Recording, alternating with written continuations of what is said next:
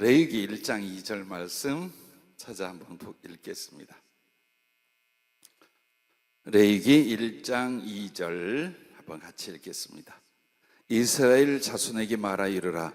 너희 중에 누구든지 여호와께 예물을 드리려거든 가축 중에서 소나 양으로 예물을 드릴지니라. 아멘.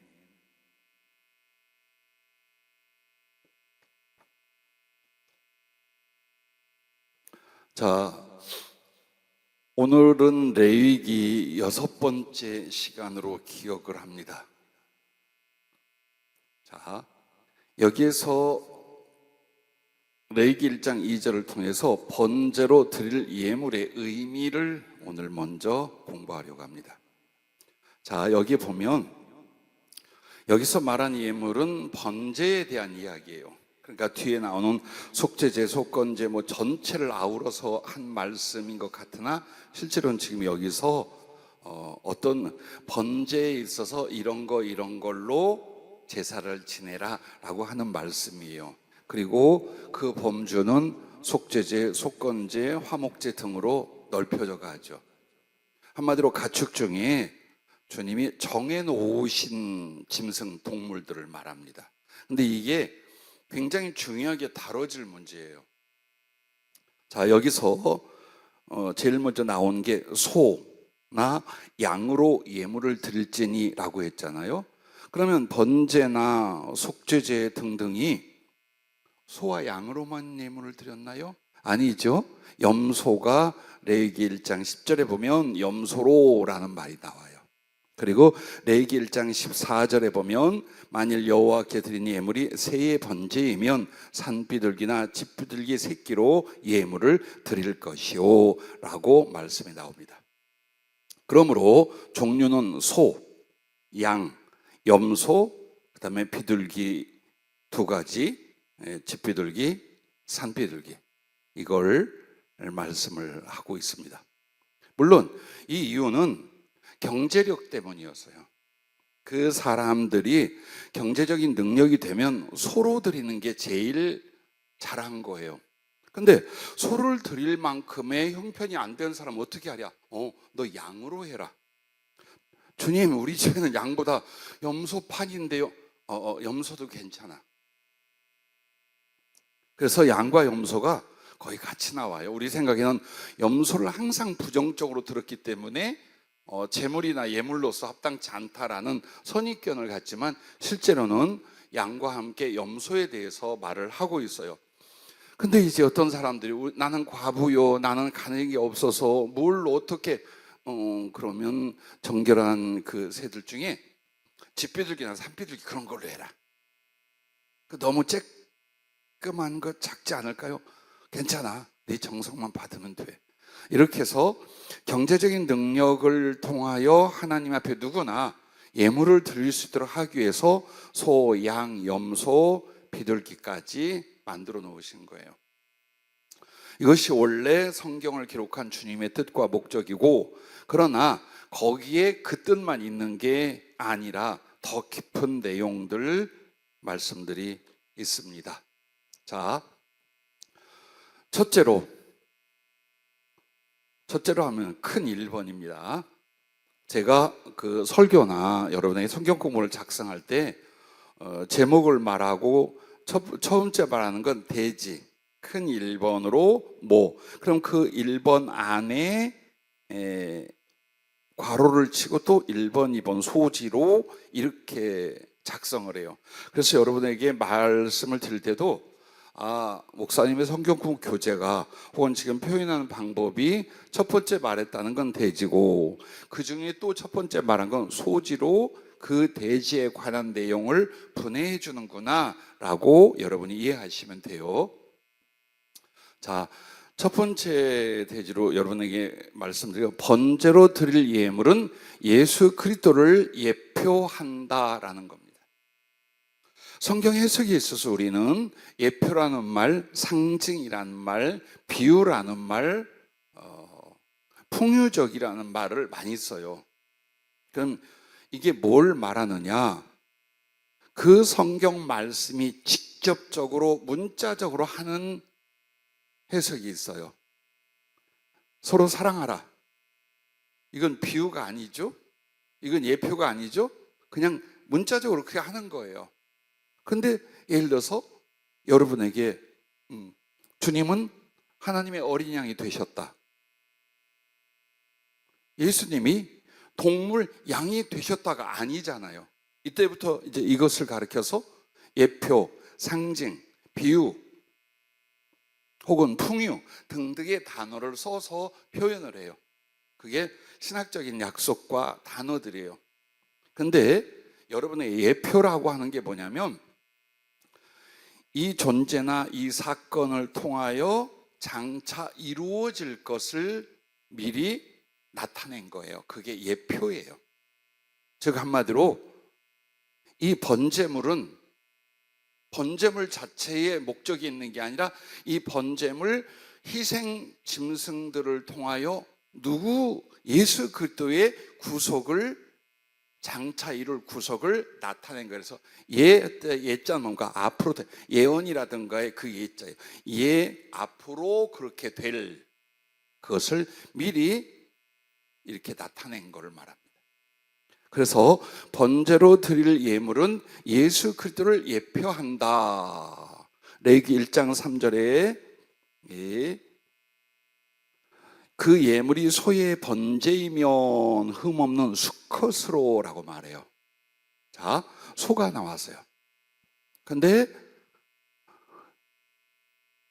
수컷이라는 말이 나왔고 그 다음에 5절 말씀을 봐봐요. 레위기 1장 5절에 그는 여호와 앞에서 그 수송아지를 잡을 것이요.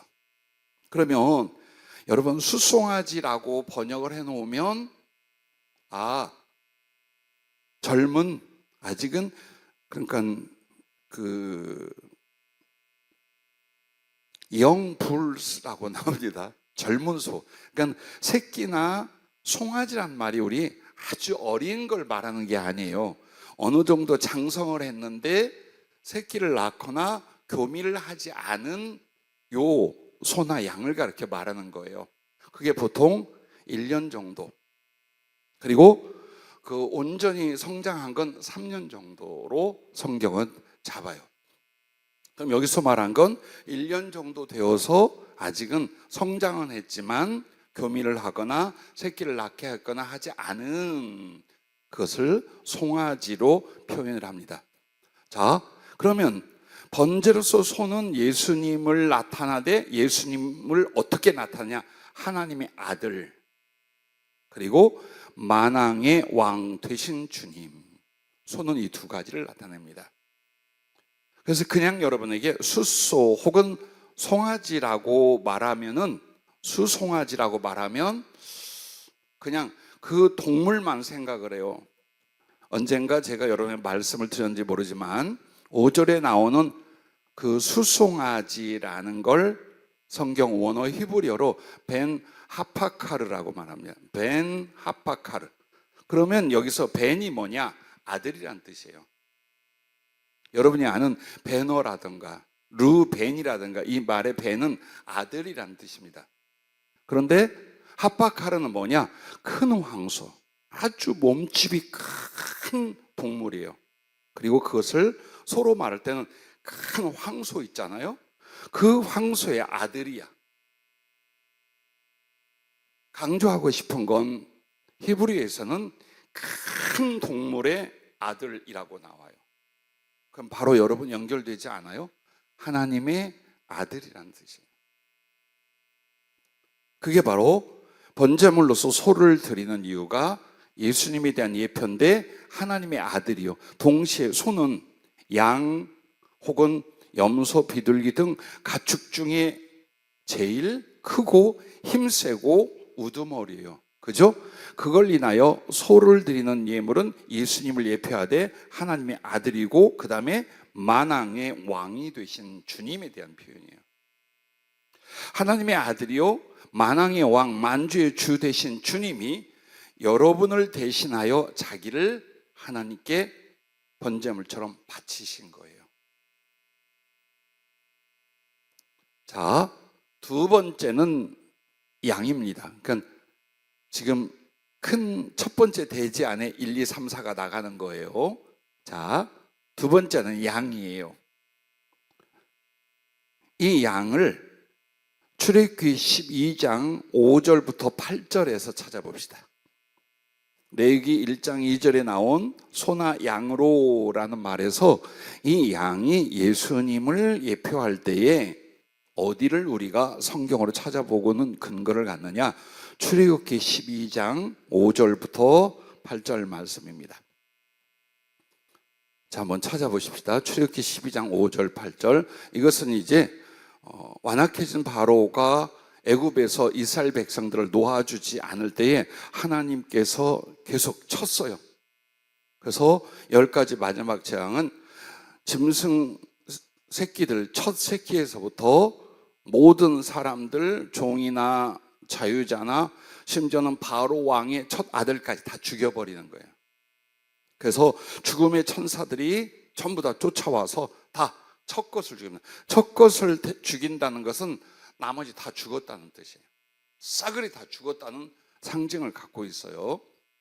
자, 그렇게 할 때에 그들과 함께 살고 있는 이 이스라엘 민족들, 그럼 그들은 그 죽음의 사자로부터 어떻게 피할 것이냐? 바로 그걸 위하여 유월절 어린 양을 제정하게 되죠.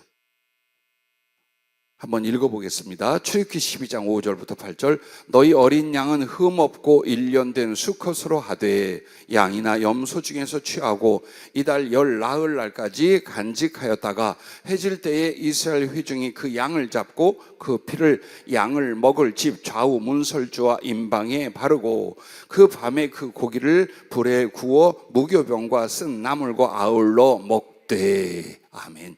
자, 1년 된 수컷 양을 혹은 염소를 데려다가 돌보고 며칠을 같이 있다가 이제 마지막 날 잡습니다. 그 양을 잡아서 어때요? 피는 이스라엘 사람들이 살고 있는 집 문에다가 그 설주라는 것, 인방이라는 게 뭐냐? 설주는 기둥이고 인방은 가로로 쳐진 거 있잖아요. 그러니까는 문틀 전체에다가 그 피를 바른 거예요. 그렇게 하고 그 양의 고기는 불에 구워서 무교병과 쓴 나물과 아울러 먹었어요. 이렇게 함으로 말미암아 죽음의 사자 새끼, 첫 새끼와 첫 아들을 죽이는 그 여호와의 죽음의 사자들이 그 피를 보고 넘어갔어요. 이게 유월이라는 것이 처음에 성경의 내용을 모르고 6월이라니까 5월, 6월, 7월에 절기가 있나 보다. 그게 아니라 6월은 한문으로 넘어가다, 오버패스하다라는 뜻이에요. 넘어가다라는 뜻으로 그 집은 그 피를 보고 넘어갑니다. 이처럼 죄악으로 저주와 죽음에 던져질 우리들을 하나님이 그 사망, 그 지옥의 저주가 넘어가게 하는 게 뭡니까? 그리스도의 십자가의 피, 그 거룩한 희생 제물, 그걸 보시고란 뜻이에요. 그렇게 해서 요한복음 1장 29절에는 이 유월절 어린 양을 상기하면서 세례 요한이 예수님 보고 이렇게 말합니다. 이튿날 요한이 예수께서 자기에게 나오심을 보고 이르되 보라 세상 죄를 지고 가는 하나님의 어린 양이로다 라고 말합니다. 즉 이 양은 예수님을 예표하되 구속의 주, 그리고 이스라엘의 주님이란 뜻입니다. 즉 하나님의 아들이 소로서 나타냈으면 양은 구속하는 주님. 그런데 그 대상이 누구예요? 이스라엘, 혹은 자기 백성, 혹은 택자의 주님이란 뜻이에요. 양에 대해서는.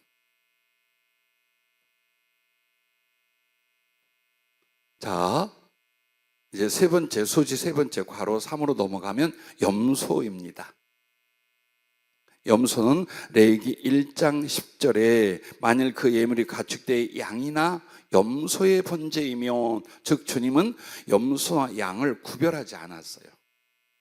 너무 우리가 다른 성경에 나오는 그 부정적인 염소에 대한 생각 때문에 하나님께 드린 번제가 염소도 있었나? 그 염소는 무슨 뜻일까? 이런 생각들을 할 수 있어요. 그런데 양이나 염소라고 말합니다. 하지만 이것 또한 의미는 달라요. 양하고 똑같지 않아요.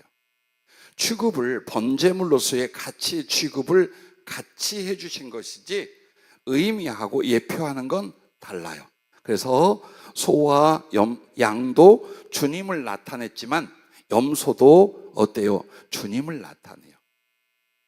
그러면 주님을 나타낸다라고 할 때에 우리가 일반적인 번제나 제물에서 보기보다는 이 염소에게 더 깊은 의미를 부여하는 게 레위기 16장 7절부터 10절에 나옵니다. 레위기 한번 찾아볼까요? 16장으로 넘어갑니다. 이제 이것도 자세히 더 공부하겠습니다만 이 내용이 염소로서의 주님을 나타내는 의미를 꽤 많이 내포하고 있어요. 자, 아사셀이라는 그 염소입니다. 한번 같이 찾아 읽어볼까요? 16장 7절부터 10절까지. 또 그 두 염소를 가지고 회막문 여호와 앞에 두고 두 염소를 위하여 제비 뽑되 한 제비는 여호와를 위하고 한 제비는 아사셀을 위하여 할지며 아론은 여호와를 위하여 제비 뽑은 염소를 속죄제로 드리고 아사셀을 위하여 제비 뽑은 염소는 산채로 여호와 앞에 두었다가 그것으로 속죄하고 아사셀을 위하여 광야로 보낼지니라. 아멘. 근데 아사셀의 뜻이 내보내는 염소란 뜻이에요. 그러니까 결국 동의어가 내보내는 염소 아사셀은 동의어라고 볼 수가 있죠. 그럼 이렇게 염소 두 마리를 택하였다가 제비뽑기에서 한 마리는 하나님을 위하여, 하나는 내어보내는 양으로서 내어보내게 했어요. 자, 여기에서 이제 먼저 들어보십시오. 염소는 주님에 대한 예표로서 복음의 주, 이방인의 주님이란 뜻이에요. 자, 복음은 유대인에게 주어져서 유대인으로부터 어디로 가게 됩니까? 전 세계 이방으로 가게 됩니다. 그래서 염소는 이방인에 대한 상징을 많이 갖고 있어요. 양이 유대인, 먼저 선택된 선민에 대한 상징이라면 양은 또한 그 선민 유대인의 구주 혹은 주님이라는 의미를 가져요. 그럼 염소는 뭐냐? 이방인들에 대한 상징이고 이방인의 주님, 그 이방까지 복음을 전해가는 복음의 주님이란 뜻이에요. 그래서 복음의 주님, 이방인의 주님, 이렇게 염소가 제물로서 갖는 의미라고 여러분에게 말씀을 드릴 수 있습니다. 그러면 여기 아세살에서 보세요. 하나는 하나님을 향하여 드려집니다. 그리고 하나는 광야로 내어보냅니다. 여기에 여러 가지 상징과 뜻이 있지만 이것을 어떻게 볼 수 있어요? 하나님을 향하여 드려진 건 예수 그리스도께서 이 세상에 오셔서 그의 고난과 십자가의 죽음은 첫째는 하나님을 섬기게 한 거였던 거예요. 그리고 두 번째는 땅끝까지 이방을 향하여 복음을 전하는 이 복음 전파를 위하여 그리하신 거예요. 그래서 염소가, 번제물의 염소가 주님을 상징하는 건 복음의 주, 이방인의 주님이란 뜻이에요. 그래서 그 아세살 광야로 보내는 건 뭘 말합니까? 이제 이 세상 끝까지 혹은 이방인들을 위하여 오신 주님, 보냄을 받으신 주님에 대한 상징을 가르쳐 말하기도 합니다. 이해가 안 되시면 이제 질문하셔야 돼요. 좀 이따가. 자, 네 번째로 이제 비둘기가 있어요. 레위기 1장 14절 말씀을 보면은 만일 여호와께 드린 예물이 새 번제이면 산 비둘기나 집 비둘기 새끼로 예물을 드릴 것이요. 즉 양이나 염소인 것처럼 비둘기도 산 비둘기도 괜찮고 집 비둘기도 괜찮다라는 뜻이에요.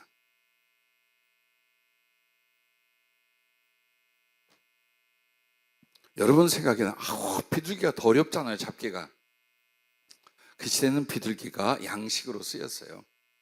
그래서 비둘기를 이렇게 가축처럼 그러니까 닭들 키우듯이도 했고, 그 다음에 그래도 쉽게 잡고 처리할 수 있는 게 비둘기들이었어요. 그리고 비둘기는 정결한 짐승 중에 속하고요. 자, 그러면 이 산비둘기, 집비둘기, 비둘기는 주님에 대한 예표로서 뭘 말하느냐? 첫째, 만민의 주. 둘째, 가난한 자의 주님이란 뜻이 있어요. 자, 만민의 주라고 하는 건 비둘기는 어때요? 땅에서 살고 하늘에서 살아.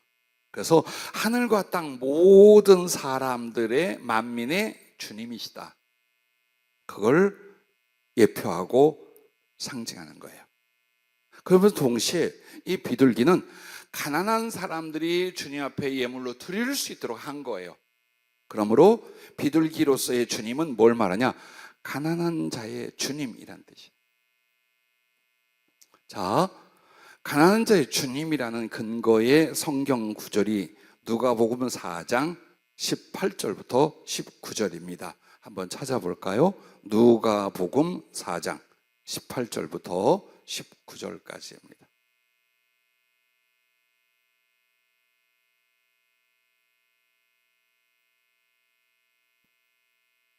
찾으셨습니까? 한번 읽겠습니다. 주의 성령이 내게 임하셨으니 이는 가난한 자에게 복음을 전하게 하시려고 내게 기름을 부으시고 나를 보내사 포로된 자에게 자유를, 눈먼 자에게 다시 보게 함을 전파하며 눌린 자를 자유롭게 하고 주의 은혜의 해를 전파하게 하려 하심이라 하였더라. 자, 주님이 오셔서 일성 제일 먼저 하신 말씀 중에 주의 성령이 내게 임하셨으니, 즉 선지서를 통하여 주님께 하나님의 성령이 임하시고, 그렇게 성령을 주신 이유가 뭐라? 가난한 자에게 복음을 전하게 하시고. 이것은 단지 경제적인 돈이 없는 가난한 사람만을 말하는 게 아니에요. 그 나머지 줄줄이 나옵니다. 가난한 자에 속하는 게 경제적으로 가난한 사람도 있지만 포로된 자들, 눈먼 자들, 눌린 자들, 한마디로 영적으로든지 삶에 있어서 가난하고 어렵고 힘든 사람들이에요. 영적인 의미도 있습니다만은 바로 그들에게 복음을 전하게 하여 주님이 오셨다라고 말합니다. 그래서 비둘기는 무엇이라? 바로 만민의 주, 그리고 가난한 자의 주님, 두 가지를 나타내고 있습니다. 자, 이렇게 첫 번째는 번제로 드릴 예물은 예수 그리스도를 예표한다고 했죠. 그럼 이번에는 이 번제물 드는 제물들이요, 예수님만을 나타내는 게 아니에요. 두 번째는 번제로 드릴 예물은 성도를 상징한다라는 겁니다. 믿음의 사람들, 하나님의 백성들을 상징을 합니다. 그래서 우리는 주님이 그렇게 하셨어가 아니에요. 이제 주님이 하셨고 이젠 내가 주님과 함께 내가 하는 거예요. 내가 그 헌신, 그 사랑, 그 예배, 그 드림이 되게 하는 거예요. 그래서 어쩌면 예수님과 나를 하나로 만드는 거예요. 그게 믿음이고 구원의 신앙입니다. 그러면 첫째로 손은 성도를 상징하되 성도의 어떤 모습? 목숨을 다한 충성, 이 부분이에요. 손은 항상 그렇게 여러분이 해석해도 돼요. 충성 혹은 충성되다 라고 여러분이 해석하면 옳아요. 우상 말고, 우상으로서 손은 그걸 말하는, 우상으로서 손은 능력, 아주 능력 있고 힘 있다라는 상징으로 우상을 만들어 쓰지만, 그 하나님 보좌의 네 생물 천사 중에 얼굴이 하나는 어때요? 소로 나타나죠. 그리고 제물 중에 으뜸이 소고. 그러면 성도가 번제물로서 소가 갖는 성도로서의 상징이 뭡니까? 충성이에요. 충성이로되 어떻게 하라고? 최고의 충성은 목숨을 다한 충성, 죽기까지 충성하는 것, 이걸 가르쳐 말하는 것입니다. 그럼 두 번째로 양은 성도의 어떤 모습을 상징할까요? 온유함으로 순종함, 이 부분입니다. 온유와 순종이 성경에는 함께 있어요. 하나님 말씀을 온유함으로 받으라 라는 말과 순종이란 말은 같은 말이에요. 즉 순종이 여러분에게 행위를 말한다면 마음의 자세는 온유예요. 불통거리며 마지못해 억지로 하는 건 결과적으로 복종은 했으나 온유한 순종은 아니었던 거예요. 그러니까 온유한 순종이라는 건 기꺼이 자원하는 순종, 이걸 말해요. 그래서 양에 대하여 온유와 순종에 대한 두 가지 상징을 다 가지고 있어요. 그래서 여러분은 소같이 죽도록 충성하며 양같이 온유한 순종을 하나님께 드리는 대상들이다. 그리고 그렇게 목숨을 다한 충성과 온유한 순종이 곧 나를 번제로 내 하나님께 드리는 것이다. 그걸 우리에게 지금 가르쳐주고 있는 것입니다. 양을 닮으시기 바랍니다. 충성은 소같이 하고 성품은 양 같기를 바랍니다. 자, 세 번째로 염소입니다. 염소가 가진 성도에 대한 상징은 뭘까요? 주를 따르기 위하여 자기를 부인함이라고 해서 절대로 생각 못했을 내용이에요. 내가 그래서 이건 정말 예수님이 성령으로 가르쳐 주는 거구나 하고 더욱 확신하는 게 그 부분이에요. 염소는 주를 따르기 위하여 자기를 부인함입니다. 어디에 나와요? 마태복음 16장 24절에 아무든지 나를 따라오려거든 자기를 부인하고 자기 십자가를 지고 나를 따를 것이니라 라고 말합니다. 그래서 주님을 따라가기 위하여 제일 해야 될 게 뭐냐? 자기를 부인하는 거예요. 그럼 자기를 부인하는 게 어떻게 연결이냐? 레위기 16장 7절부터 10절 아사셀 염소에 대해서 우리가 읽었죠? 여기에 이게 포함이 되는 거예요. 즉 여호와께 바쳐지는 염소는 그리스도를 따름에 대한 표현이에요. 그러면 광야에 버려지고 쫓겨나가는 아세설 염소는 그리스도를 따르게 하여 나를 버리는 자기를 부인하는 거예요. 그래서 그 아세설 염소 두 마리가 하나는 그리스도를 따름 또 하나는 자기를 부인함, 이거라고 설명을 해주는 거예요, 성령께서. 그래서 온전히 번제로 하나님께 향기로운 제물로 드려질 성도는 소처럼 목숨을 다하는 충성과 양처럼 온유함으로 순종하고 염소처럼 주님을 따르기 위하여 자기를 부인하는 것, 이렇게 하나의 문장이 되는 겁니다. 그러나 네 번째는 비둘기가 있어요. 비둘기도 집비둘기와 산비둘기가 있어요. 이것까지 의도적인 하나님의 메시지를, 교훈을 담고 있다는 걸 잊지 말아야 돼요. 자, 비둘기는 성도의 상징으로서 뭘 말하냐? 집비둘기는 긍휼 베품, 산비둘기는 복음 전도입니다. 그래서 그 둘을 함께 보는 거예요. 한 사람에게 일어날 일이다. 긍휼을 베풀고 복음을 전하는 것. 그래서 언제나 복음은 사랑으로 전하고 선행으로 복음을 전하는 거예요. 이걸 우리가 잊으면 안 돼요. 그리고 집비둘기는 어때요? 서로 사랑하고 형제를 사랑하는 것이라면 산비둘기는 이웃을 사랑하고 복음을 널리 전하는 거예요. 이게 집비둘기, 산비둘기를 제물로 하나님께 드리는 성도의 상징이라고 하셨습니다. 자, 이렇게 소와 양과 염소, 비둘기의 제물이 성도를 상징할 때 문장을 엮어볼까요? 성도는 소같이 목숨을 다한 충성을 하나님께 드리고 양같이 온유함으로 순종하며 염소처럼 주를 따르게 하여 자기를 부인하고 비둘기처럼 긍휼을 베풀며 복음을 전파하는 것이다. 그것이 바로 자기를 산 제물로, 향기로운 번제물로 하나님께 드리는 신앙과 예배이다, 이렇게 말할 수 있습니다.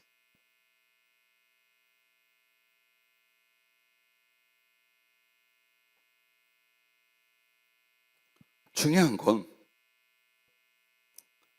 자, 비둘기가 주님에 대해서도 상징하지만 성도에게 상징하고 더더군다나 이렇게 사명, 복음 전파 등등으로 여러분이 상징할 때 어디서 이 근거가 있을까요? 창세기 8장 8절부터 12절 노트만 해놓으세요. 창세기 8장 8절 12절에 노아의 비둘기가 나오죠. 방주에서 까마귀를 내보내니까 이것이 썩은 시체 뭐 다 뜯어먹고 있을 만하니까 안 돌아와. 그러나 정결한 비둘기는 썩은 시체나 이런 것에게 머물거나 뜯어먹지 않아요. 그래서 돌아다니다가 그 나무가 이렇게 물 위로 올라왔겠죠. 거기에 도단한 감람나무 이파리를 뜯어가지고 어디로 옵니까? 노아에게로 돌아옵니다. 이 말은 이 세상이 이제 살만하다. 하나님이 진노를 거두시고 생명을 주셨다라는 의미가 있어요. 즉 그 비둘기는 성도로 비유하자면 복음을 전하는, 하나님의 그 생명과 구원의 복음의 소식을 알리는 비둘기, 그게 우리 성도들의 긍휼 안에서 복음을 전하는 상징이에요. 그래서 주님도 마태복음 13장 16절 17절 메모해 놓으세요. 마태복음 13장 16절 17절에 세례를 받으시고 올라오실 때 하늘이 열리고 성령이 비둘기같이 임하시잖아요. 내 사랑하는 자여 내 기뻐하는 아들이라는 말씀과 함께 하늘에서 성령이 임하는데 어떤 형상? 비둘기 형상으로 임하셔요. 그래서 우리 그리스도의 사역이 뭡니까? 우리를 긍휼히 여기서 사랑하시고 우리에게 복음을 전해주시는 것, 그걸 이루시는 것이었어요. 그래서 이 비둘기, 집비둘기는 형제 사랑 혹은 긍휼을 베푼, 그리고 산비둘기는 나아가 복음을 전하는 것, 그것을 가르쳐 말합니다. 자, 큰 세 번째로 넘어갑니다. 또 있어요. 번제물은 예수님을 예표하고 성도를 상징한다. 그리고 또 있어. 번제물이 나타내는 의미가 세 번째는 이것입니다. 번제로 드릴 예물은 복음으로 만민을 주께 드림을 의미한다라는 겁니다. 자, 번제로 드릴 예물은 복음으로 만민을 주께 드리는 거예요. 구원해서 주님께 드리는 걸 의미하는 거예요. 그게 바로 사도행전 1장 8절입니다. 자, 어디를 번제물로 하나님께 바쳐야 되느냐? 복음으로 만민을 주님께 구원해서 드리려고 하면 그 첫째가 소. 그럼 소가 상징하는 게 어디냐? 예루살렘입니다. 둘째로 양. 양이 상징하는 대상은 온 유대입니다. 이스라엘 유대의 상징이 바로 양이죠. 예, 양은 온 유대를. 세 번째로 염소는 사마리아. 그리고 네 번째로 비둘기는 땅 끝까지.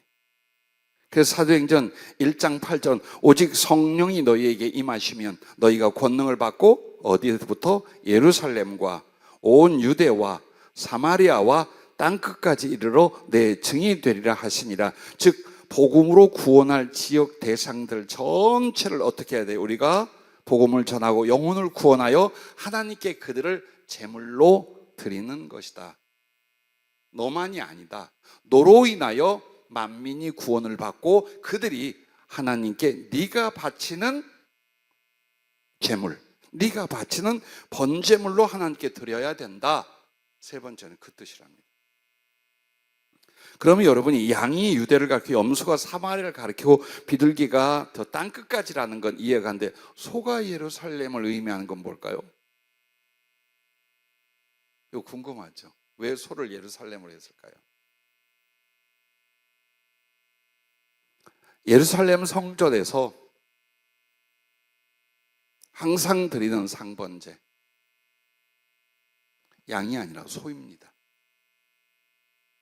그리고 성전이 세워진 데는 소로 상번제를 드렸고, 이후에 지금 이스라엘은 지금 그 팔레스타인 지역에 있는 이스라엘로 제3성전을 준비를 하고 있어요. 즉 옛날 성전이 있었던 모리아산, 그곳에 모스크가 들어와 있잖아요. 이슬람에. 여기에 반드시 여호와의 성전을 다시 짓고자 해요. 그럼 왜 그것을 제3성전이라 합니까? 지난번에 공부한 것처럼 솔로몬을 통해서 지은 성전이 제1성전, 스룹바벨을 통해 건축이 되고 그것이 나중에 헤롯 왕을 통해서 준공이 된 성전이 제2성전. 그러면 장차 유대인들이 획책하고 세우고자 하는 걸 자기들 스스로 지금 제3성전이라 그래요. 그래서 제3성전을 세우고 거기에 제물을 드리면 메시아가 올 거라고 믿어요. 이건 지금 정치적으로 종교적으로 실제적으로 진행이 되고 있어요. 그리고 거기에 필요한 붉은 송아지를 위하여 미국의 유전자 보험을 받아서 수입을 하기도 했어요. 실제로 다 하려고. 그래서 제1성전, 제2성전, 제3성전, 즉 그 성전에서 번제물로 드리는 게 주로 소입니다. 그래서 소가 예루살렘을 상징하면 양은 온 유대와 염소는 사마리아와 비둘기는 땅끝까지 이르러 내 증인이 되리라. 이 말씀이 이렇게 맞춰지는 거예요. 늘 성경을 읽고 기억하고 연구합니다마는 솔직히 고백하면 성령님이 주시는 지식과 지혜가 아니면 풀어낼 수 없는, 연결할 수 없는 내용이 너무 많아요. 솔직히 고백을 하면요. 그래서 우리가 모두 다 말씀과 성령의 은혜를 입어라라는 이유가 우리끼리만 생각할 수 있는 기존의 상식 지식을 뛰어넘는 지혜나 진리의 그 원칙을 성령은 얼마든지 우리에게 가르쳐 주시기도 합니다. 자, 이렇게 하면 끝난 것 같죠? 네 번째 또 교훈이 있어요. 이 번제물에 대하여. 네 번째, 번제로 드릴 예물의 총체적인 대상. 자, 하나님 앞에 번제로 드릴 총체적인 대상이 이게 성경에 나올까요? 예, 빌립보서 2장 6절부터 11절입니다. 찾아보겠습니다. 신약성경 빌립보서 2장 6절부터 11절 말씀이에요. 먼저 이 내용을 읽고서 설명을 나누도록 하겠습니다. 빌립보서 2장 6절부터 찾으셨습니까? 크게 한번 읽어보십시다. 그는 근본 하나님의 본체시나 하나님과 동등됨을 취할 것으로 여기지 아니하시고 오히려 자기를 비워 종의 형체를 가지사 사람들과 같이 되셨고 사람의 모양으로 나타나사 자기를 낮추시고 죽기까지 복종하셨으니 곧 십자가에 죽으심이라. 이러므로 하나님이 그를 지극히 높여 모든 이름 위에 뛰어난 이름을 주사 하늘에 있는 자들과 땅에 있는 자들과 땅 아래에 있는 자들로 모든 무릎을 예수의 이름에 꿇게 하시고 모든 입으로 예수 그리스도를 주라 시인하여 하나님 아버지께 영광을 돌리게 하셨느니라. 아멘. 자, 여기에서 6절부터 8절, 자 9절까지 예수님에 관해서 나옵니다. 그렇죠? 그리스도가 어떻게 하나님의 본체, 즉 하나님이셔, 하나님과 동등하셔, 그런 분이 그런 위치와 영광을 취하지 않고 자기를 비워 종의 형체를 가져 사람들 같이 되었다. 사람의 모양으로 나타나셔서 자기를 낮추시고 십자가에 죽기까지 복종하셨다. 이게 바로 번제로 드릴 예물의 총체적인 대상이 첫 번째가 누구라는 거예요? 주님이시라는 거예요. 즉 주님의 충성과 구원의 희생으로 주님 당신 자신을 먼저 드렸어요. 그런데 그 뒤에는 이렇게 나옵니다. 하늘에 있는 자들과 땅에 있는 자들과 땅 아래에 있는 자들로 모든 무릎을 예수의 이름에 꿇게 하시고 모든 입으로 예수 그리스도를 주라 시인하여 하나님 아버지께 영광을 돌리게 하셨느니라 라고 말합니다. 그럼 이 말씀에서 하늘에 있는 자들 그리고 땅에 있는 자들, 땅 아래에 있는 자들 세 그룹으로 사람들, 인류를 말을 했어요. 그러면 여러분이 하늘에 있는 자들은 알 거예요. 이미 구원받아 하나님 나라에 올라갔고 또 그 주변에서 함께한 천사들도 의미한다는 걸 알되, 특별히 하늘에 구원받아서 올라간 성도들을 말한단 말이에요. 그러면 여기서 땅에 있는 자들은 누굴까요?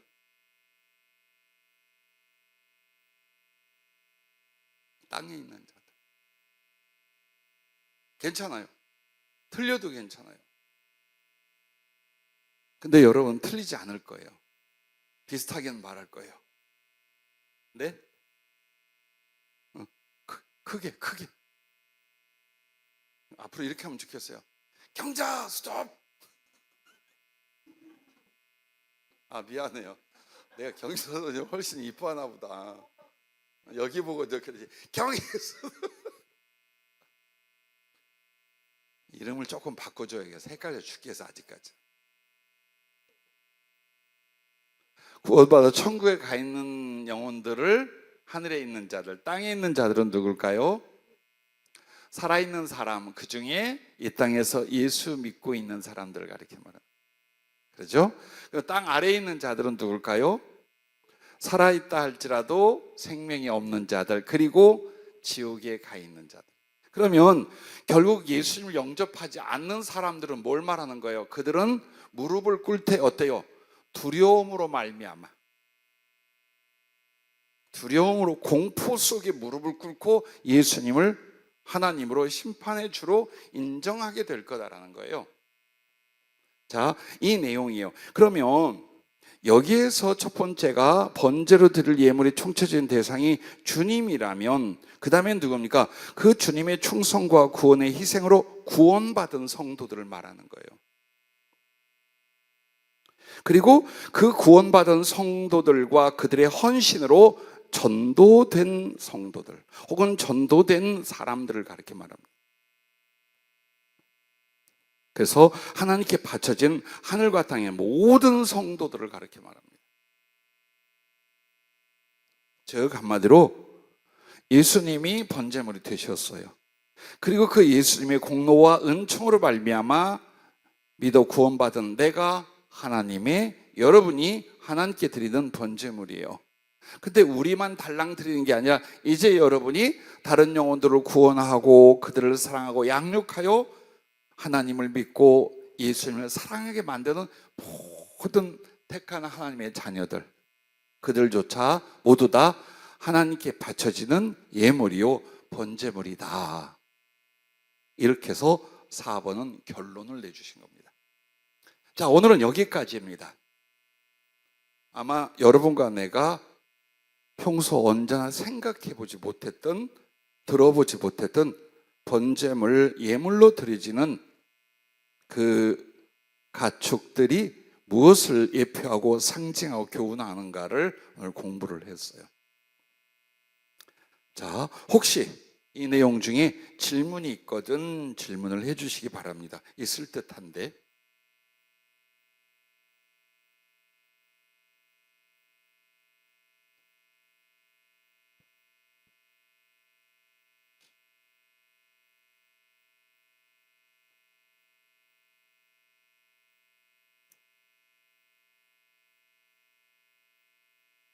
다 은혜스럽기도 하지만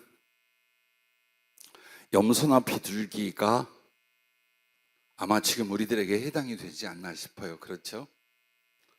이방인으로서 우리가 복음을 받고 구원을 얻었어요. 그리고 또 우리는 또 다른 염소, 바로 그 이방인들 땅끝까지 이르는 염소의 역할과 비둘기의 역할을 해야 될 사람들이에요. 그래서 내 가정, 우리 교회를 넘어서야 돼요. 특히나 우리나라, 우리 민족, 우리 국가라는 개념을 정치적으로 그 다음에 실생활적으로 너무나 소중해요. 지켜야 하고 나누어야 해요. 하나님의 거룩한 구원과 사랑 안에서는 내 가정, 내 교회, 우리나라 국가가 아니에요. 전 세계 전체가 우리의 가정이며 나라이며 세상이 되어야 돼요. 저도 한동안 세계 선교는 꿈을 꾸거나 기도를 한 적이 없었어요. 우리나라 안에서 열심히 복음을 전하고 교회를 튼튼하게 세우고 말씀과 성령의 충만함을 입어서 집회 가는 거, 온 세상에 다니며 강력하게 성령의 능력과 나타나며 복음을 전하는 소위 집회 전도자로 부흥 강사로 살아가는 게 저희 모든 기도와 준비였었어요. 그런데 2000년도 넘어 우리 교회에 거룩한 전환점과 기적과 축복이 임했어요. 주님의 임재라는 사건이었어요. 그리고 그 전으로부터 주님은 제게 강력한 비전과 주변의 기도 중에 예언을 주셨어요. 그게 바로 세계 선교였어요. 그리고 그때부터 외국을 나다니게 되었고 선교지를 지원하거나 집회하러 가거나 선교지에 교회를 세우거나 이 일들을 그때부터 사실 시작을 했어요.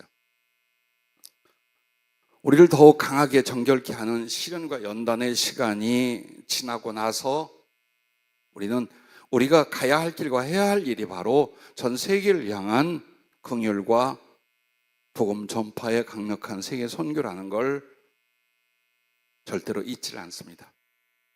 다만 가끔 저의 노파심으로 걱정하는 게 이 부분입니다.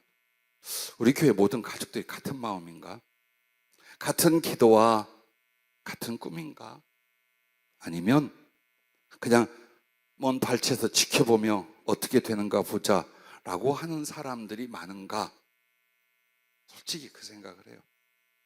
항상 관심이 있고 기도하는 부분이 결국 이렇게 믿음을 갖고 은혜를 받고 주님 앞에 훈련이 되어서 목표는 전 세계를 향하여 복음을 전하는 사명자들을 보내는 것과 또 경제를 가지고 얼마든지 구제와 긍휼 사역을 할 수 있는 사람들을 양육하고 파송하는 이 일인데 바로 이게 염소와 비둘기가 가지고 있는 표현이에요.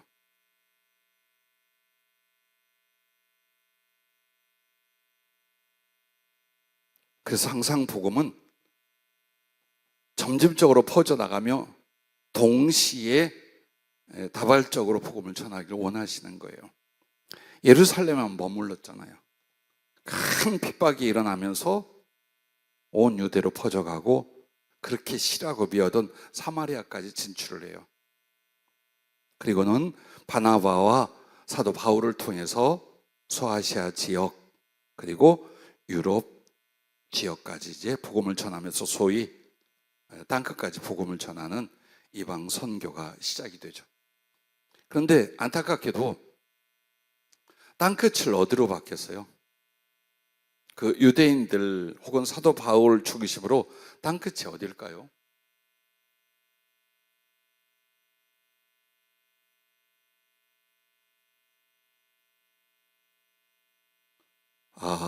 그때 당시의 개념 2000년 전이에요. 전 세계 지도도 없고 가본 적도 없어요. 내비게이션도 없어. 그래서 그들의 생각엔 바로 이것이었어요. 동쪽으로는 아라비아 쪽이에요.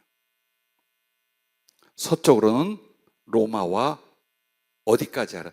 로마령이었던 그 히스패닉, 지금의 스페인인 데까지예요.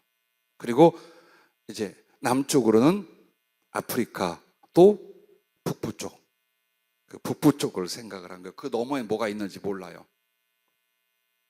그리고 북쪽으로는 유럽 쪽이 아니라 이쪽을 생각했어요.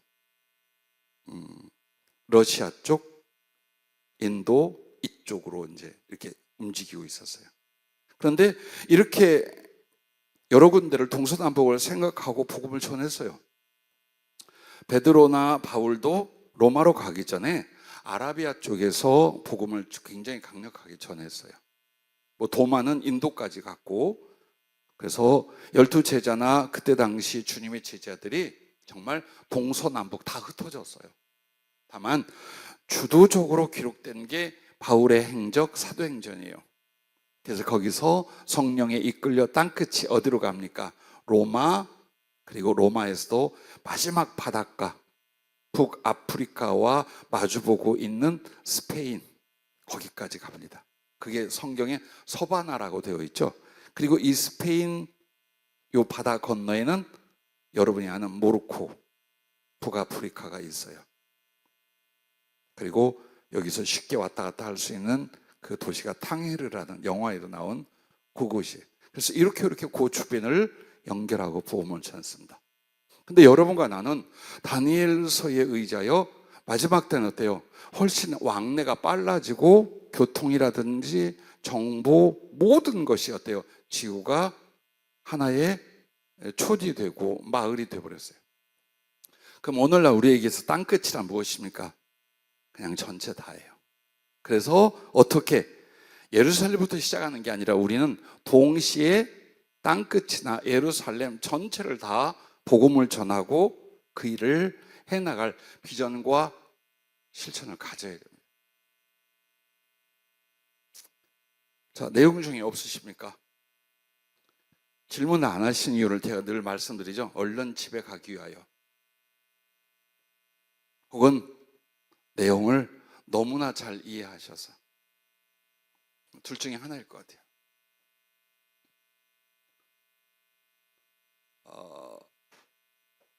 이후에 저걸 해야 되겠어요. 여러분의 질문을 유도하기 위해서 질문하는 분들에게는 그 다음 주에 영서를 소개해드리도록 하겠습니다.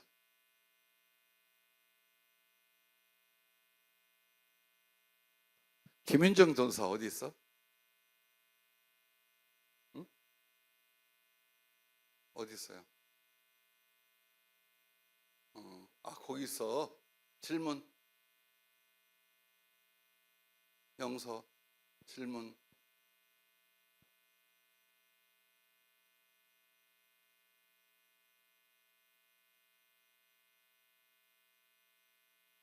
예. 상관없어요. 네, 적용을 해서. 네.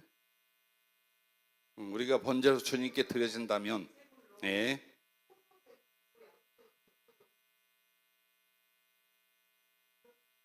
그렇지요, 그렇죠.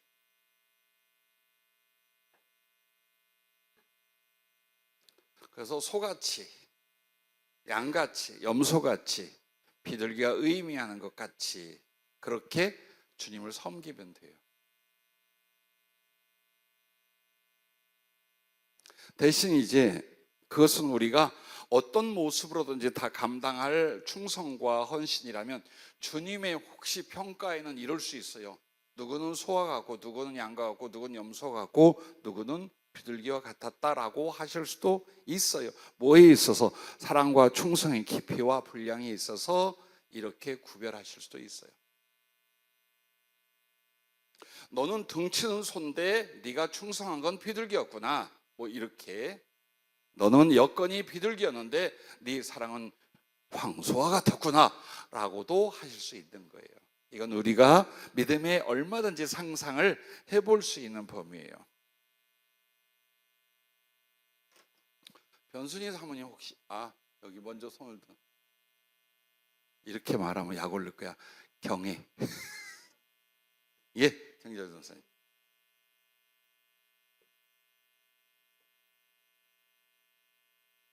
네. 남성 우월주의.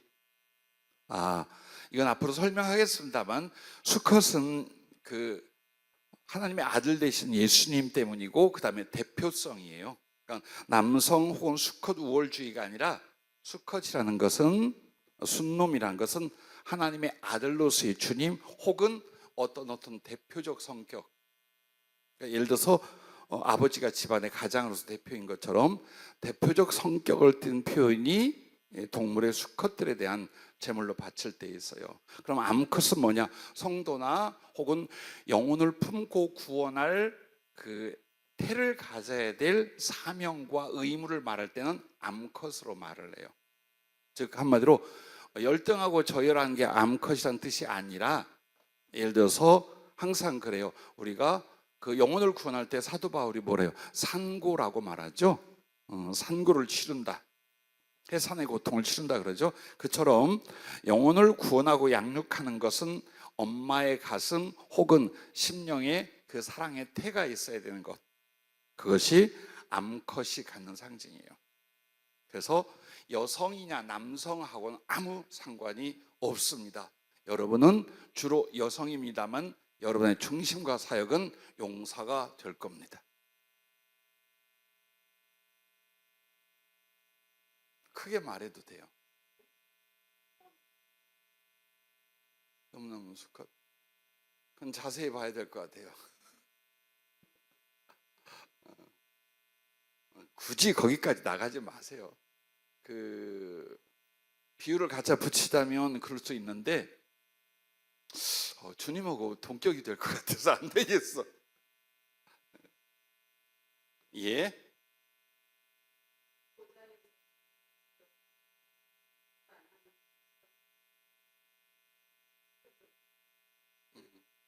그것은 그 동물의 특성 때문이에요. 즉 제물로서의 가치를 말하는 게 아니라 그 동물의 특성이 양은 고집은세도 순종적이에요. 염소는 높은 곳을 좋아하고 들받기를 좋아하고 기질이 좀 그래. 그래서 염소의 그 성향의 기질 중에 나오는 게 교만성에 대한 표현이에요. 그래서 제물로 드릴 때는 이방인으로서 유대인으로서 상관없이 하나님 다 받으신다라고 할 때에 염소가 사용이 되지만 성격을 가지고 주님이 택자와 불택자 혹은 하나님의 사람과 버려질 사람을 말할 때는 그 양이나 염소의 특성, 성격 그걸 가지고 이렇게 적용을 한 거예요. 그래서 한 동물이나 물건 혹은 어떤 일들을 가지고 여러 가지 내용을 내포하여 교훈하는 경우가 있어요. 바다는 세상에 대한 상징을 많이 갖고 있어요. 그래서 하늘나라에는 바다도 다시 있지 않더라라고 말했는데 주님 보좌에 쫙 받치고 있는 수정 같은 유리 바다라고 말해요. 그럼 여기서 수정 같은 유리 바다라는 건 세상 바다를 말하는 게 아니라 엄청나게 넓고 많은 물이라는 뜻이에요. 원래 그 유대인들의 개념 히브리어의 바다라고 하는 것은요 많은 물이라는 뜻이에요. 우리처럼 짠물, 대양, 해양 혹은 민물, 강수 이게 구별이 된 게 아니라 그래서 어떻게 해요? 그 성전에서 그 물두멍 해놓은 걸 놋바다라고 말해요. 거기서 바다라는 건 딴 게 아니에요. 물을 많이 담을 수 있는 큰 그릇이라는 뜻으로 바다라는 말이 쓰여지죠. 그래서 어떻게 보면 물이 넘침같이라는 말이나 바다라는 말이 있어서 같이 혼용이 돼요. 그래서 완전 세상의 바다를 가리킬 때는 세상에 대한 걸 말하는 거고 또 그 말씀이나 성령을 이렇게 넘치는 물로 말하는 바다격의 표현은 은혜스러운 걸 가르쳐 말하는 거예요. 그래서 여러분들이 예를 들어서 피를 흘릴 때 그리스도의 피는 거룩한 것이고 사랑이고 생명과 언약이에요. 그러면 인간의 피는 뭐냐? 죽음에 대한 거예요. 자, 붉은 말이 나왔는데 큰 칼을 가졌더라. 그리고 사망이 따르다. 이 말이 뭐 전쟁을 하고 큰 칼을 가지고 피를 흘리고 이거는 죽음, 살상 이런 것들에 대한 거예요. 그래서 같은 피라고 해도 어떻게 적용하여 해석하느냐가 달라요.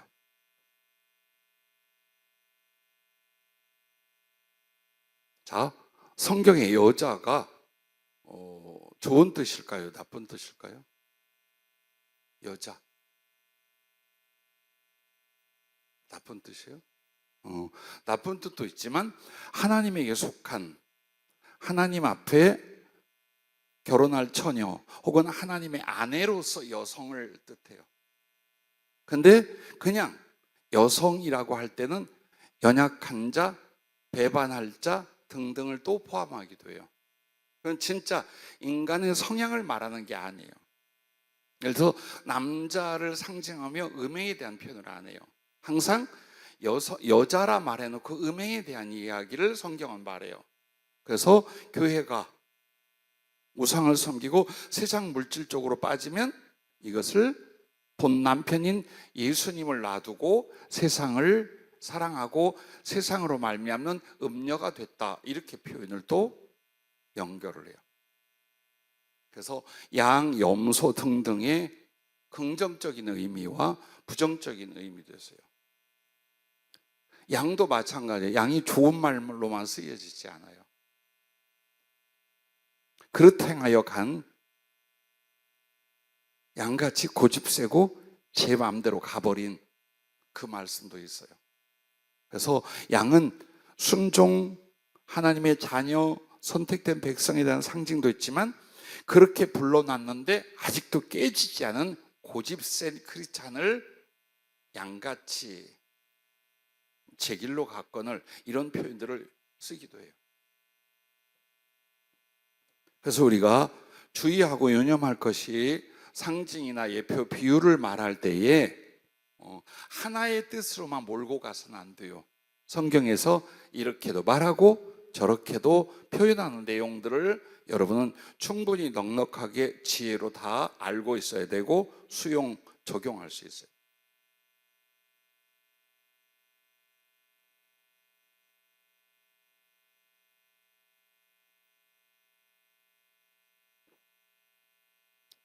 이것은 질문은 아니고 그냥 한번 말씀해 보세요. 소양, 염소, 비둘기 중에 그 영적으로 의미하는 게 아니라 그냥 동물적 느낌으로 여러분 어떤 번제물 됐으면 좋겠어요? 소띠죠?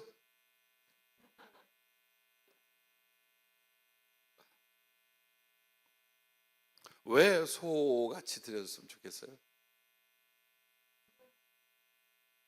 응? 한우가 맛있다고?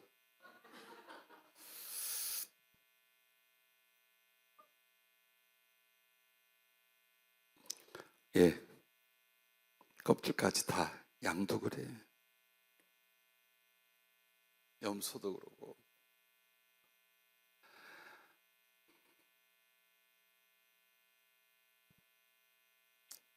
김민경 집사님, 할 말, 물어볼 말.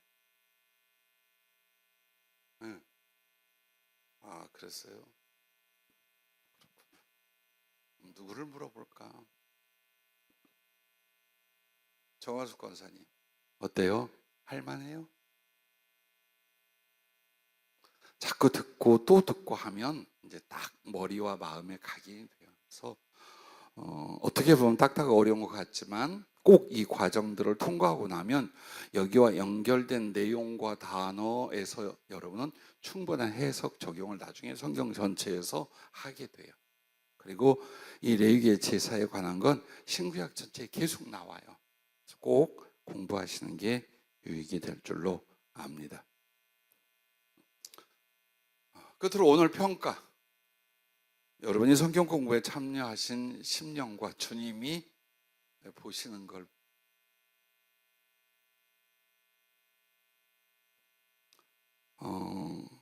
많이 먹고 마시지 못한 좀 파리한 양이 한 마리 있었어요. 근데 큰 소의 젖을 열심히 빨아먹더니 그 마른 양들의 젖이 이렇게 퉁퉁하게 불어올랐대요. 즉 큰 소는 주님을 가리키기도 하고 전해주는 저를 가리키기도 해요. 근데 그 양들이 빨아먹고 젖이 불었다는 건 내가 깨달은 지식과 지혜와 은혜를 다른 사람에게 전할 수 있는 어떤 준비들이 되어가고 있다라는 뜻이랍니다. 수고들 하셨습니다. 아버지 하나님, 하나님 말씀 하나하나 정밀하고 지혜롭고 깊은 뜻을 깨닫게 하시니 감사합니다. 늘 이 말씀을 통해 우리를 돌아보며 은혜를 알며 사명을 깨닫게 하시고 나아가 남들에게 나누고 가르치고 전할 때에도 더 큰 지혜와 사랑을 품어 나눌 수 있도록 사랑하는 이들을 붙잡아 주시옵소서.